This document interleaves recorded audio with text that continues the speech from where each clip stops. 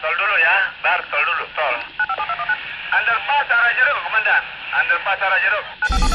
Luncur ke TKP. Siap, 86. Ini bukan film laga, tapi aku akan bahas sedikit tentang Siap 86. Woi, terawat bukan aku, tapi kita. Ya, kita. Hai, kenalin, nama aku Maria Hana Lisa Tri Gracias. Aku biasa dipanggil Luis or Lisette dari kelas 11 MIPA 1 nomor absen 25. Aku Kenardi dari kelas 11 MIPA 1 nomor absen 23. Hai, nama saya Alfred Dismanto dari kelas 11 MIPA 1 nomor absen 31. Oke, kita lanjut ke topiknya. Tentunya kode Siap 86 ini sudah tidak asing bagi telinga kalian. Apalagi kode Siap 86 ini pernah menjadi acara TV yang populer pada masanya. Kode ini biasanya dipakai aparat kepolisian sebagai tanda mengerti perintah dan siap melaksanakannya.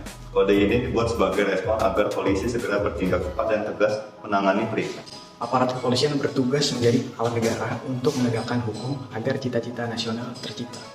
Indonesia sebagai negara hukum perlu mewujudkan perlindungan dan menegakkan hukum yang mutlak agar masyarakat dan pemerintah mendasarkan kegiatannya pada hukum yang berlaku di Indonesia berdasarkan Pancasila dan UUD NKRI 1945.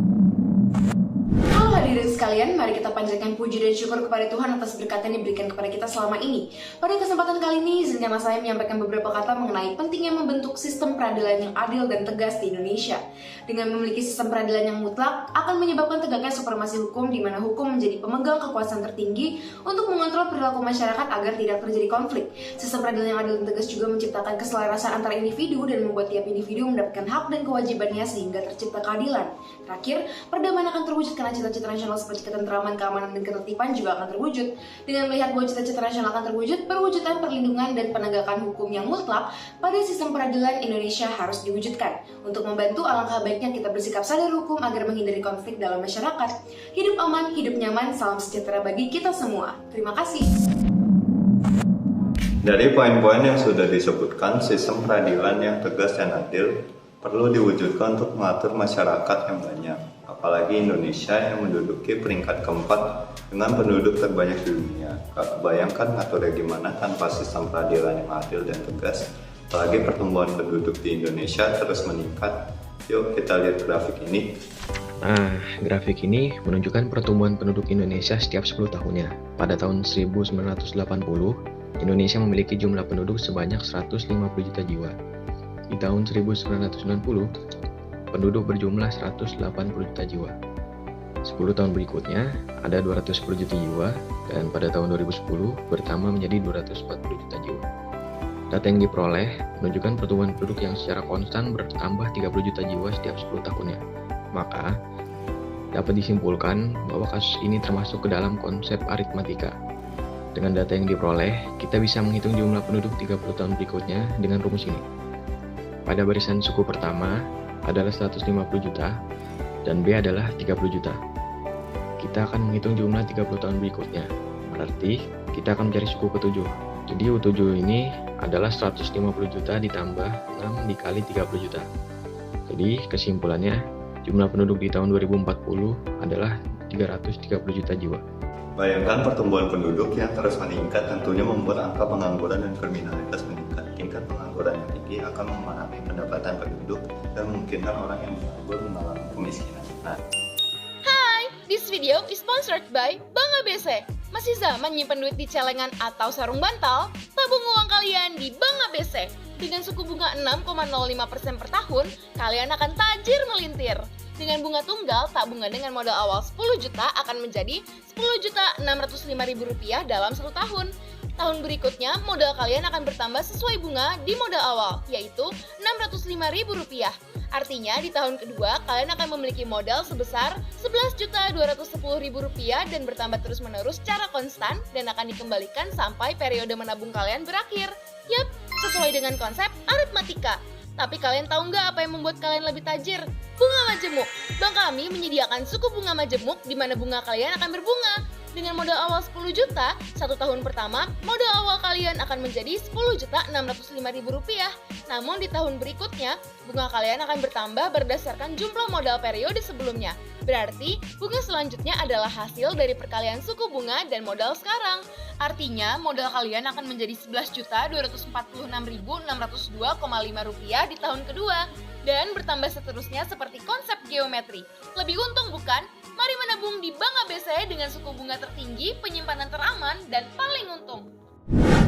Ya, itu tadi iklan dulu ya. Oke, back to the topic. Tadi kan disebutkan kalau sistem peradilan yang tidak adil dan tegas pasti akan menimbulkan banyak konflik di masyarakat. Contoh sederhananya adalah kasus bullying di sekolah seperti film yang satu ini. Kamu lagi ngapain? Aku lagi nonton ini nih, penjelasan tentang kedudukan dua lingkaran. Ada 7 macam contohnya loh. Yang ini tuh dua lingkaran sepusat, di mana jarak antara kedua pusat lingkaran sama dengan 0. Kalau yang ini, lingkaran kedua berada di dalam lingkaran ke-1. Jadi syaratnya itu jarak antara pusat lingkaran harus lebih kecil daripada jumlah jari-jari lingkaran besar dikurang jari-jari lingkaran kecil. Terus ini ada kondisi yang lainnya. Nih, lihat sendiri. Kok penjelasannya jelas ya? Bukan film ini. Maksudku ada film Cry Me a River yang menceritakan seorang anak miskin bernama Yao yang menderita sakit HIV. Walaupun tidak pernah ke pemandian umum dan berhubungan badan. Ia dibully satu sekolahnya karena kondisinya. Namun ia berteman dengan Senshi yang membantu dia untuk berani melawan orang yang menindasnya. Namun, guru menghukum Yao tanpa tahu bahwa ia sebenarnya yang tindas. Nah, akhirnya dia mengetahui bahwa ternyata penyakitnya tertular melalui pasien pijat mamanya yang sering mandi di rumahnya dan menggunakan handuk dia. Di akhir cerita, ia memutuskan untuk bunuh diri dan Senshi menyesal karena merasa terlambat membantu. Ia bersaksi kepada murid sekolahnya tentang kebenarannya. Melihat Senshi yang menyesal karena terlambat bersaksi membuat kita belajar bahwa kita harus berani bersaksi di kehidupan sehari-hari secara jujur sesuai dengan yang kita lihat dan kita alami, demi membela kebenaran dan keadilan. Sebagai umat Katolik, ada yang dinamakan dengan kemartiran.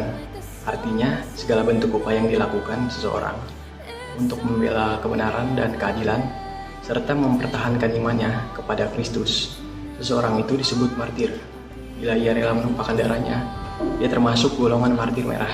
Jika tidak menumpahkan darahnya, dia adalah martir putih.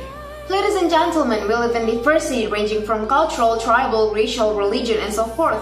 However, many consider differences to be bad. Many students are shallow in their differences and tend to bully those in the minority. Physical form, economic circumstances, offspring, until one's accomplishments become the standard of making friends. So racism takes place and leads to bullying. So is bullying a good thing? Of course not. Bullying affects its victims so badly. Why does it? First of all, bullying will disturb someone's psychology. Repeated persecution makes the individual feel unworthy and lowers their confidence.